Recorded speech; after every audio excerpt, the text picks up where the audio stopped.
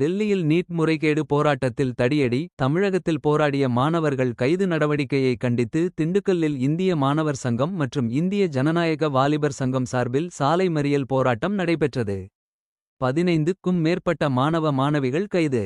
டெல்லியில் நீட் தேர்வு முறைகேடுகளுக்கு எதிராக அமைதியான முறையில் போராட்டத்தில் ஈடுபட்டவர்கள் மீது நடத்தப்பட்ட தடியடியை கண்டித்தும் மற்றும் தமிழகத்தில் போராட்டம் நடத்திய இந்திய மாணவர் சங்கம். இந்திய ஜனநாயக வாலிபர் சங்கத்தின் தோழர்களை கைது செய்யப்பட்டதை எதிர்த்தும் திண்டுக்கல்லில் சாலை மறியல் போராட்டம் நடைபெற்றது. திண்டுக்கல் பேருந்து நிலையம் அருகே நடைபெற்ற இந்த சாலை மறியல் போராட்டத்தில் இந்திய மாணவர் சங்கம் மற்றும் இந்திய ஜனநாயக வாலிபர் சங்க அமைப்புகளைச் சேர்ந்த 15க்கும் மேற்பட்ட மாணவ மாணவிகள் கலந்து கொண்டனர். போராட்டத்தின் போது நீட் தேர்வை உடனடியாக ரத்து செய்ய வேண்டும் என்றும் நீட் தேர்வு முறைகேடுகளுக்கு பொறுப்பேற்று மத்திய கல்வி அமைச்சர் தர்மேந்திர பிரதான் பதவி விலக வேண்டும் என்று வலியுறுத்தியும் மாணவிகள் முழக்கங்களை எழுப்பினர்.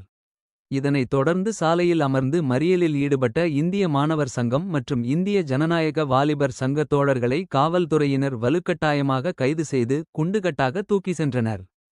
இந்த திடீர் சாலை மறியல் போராட்டத்தின் காரணமாக திண்டுக்கல் பேருந்து நிலைய பகுதியில் சுமார் அரை மணி நேரம் போக்குவரத்து பாதிக்கப்பட்டது.